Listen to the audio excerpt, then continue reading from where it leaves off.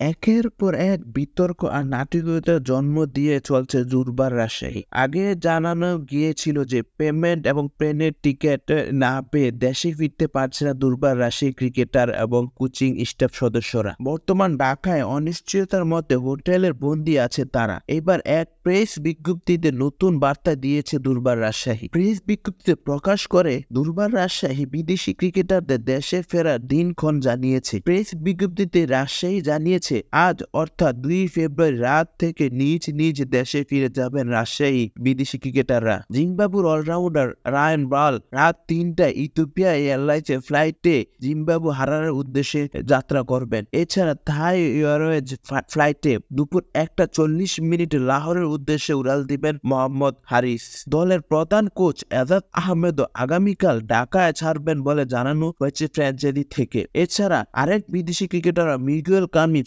আগামী 5 ফেব্রুয়ারি ঢাকা ছাড়বেন বলে জানিয়েছে দুর্বার রাজশাহী। বাকি প্লেয়াররাও দ্রুততম সময়ের মধ্যে ফ্লাইটের টিকিট পাওয়া সাপেক্ষে ঢাকা ছেড়ে নিজ নিজ দেশে ফিরে যাবেন বলে জানিয়েছে দলটি। এবারের বিপিএল আলোচনা সমালোচনা তর্কে বিতর্কে দিক থেকে সবাইকে টেক্কা দিয়েছে দুর্বার রাজশাহী। পয়েন্ট টেবিলের অবস্থান যেখানেই হোক বিতর্ক দিক থেকে বিশাল ব্যবধানে এগিয়ে থেকে সবার শীর্ষে রাজশাহী, তাদের কাছেও কেউ নেই। ক্রিকেটারদের পেমেন্ট না দেওয়া, চেক বাউন্স করা, ক্রিকেটারদের অনুশীলনী ম্যাচ বয়কটের ঘোষণা, কোনোই কিছুতে টনক নয়নি দুর্বার রাজশাহী। টুর্নামেন্ট থেকে তাদের বিদায় নিশ্চিত হলো বিদেশি ক্রিকেটারদের দেশ থেকে বিদায় নিশ্চিত করতে হিমশিম খাচ্ছে রাজশাহী। যদিও আপাতত কয়েকজন প্লেয়ার বিদায় নিশ্চিত করার ব্যাপারে জানিয়েছে তারা, তবে বাকি বিদেশি কবে দেশ ফিরবে তা নিয়ে ধোঁয়াশায় থাকছে। দেশে ফেরার ফ্লাইট টিকিটটাও ক্রিকেটারদের হাতে তুলে হিমশিম খাচ্ছে বিতর্কিত ফ্র্যাঞ্চাইজি। বিপিএল লিগ পর্ব খেলা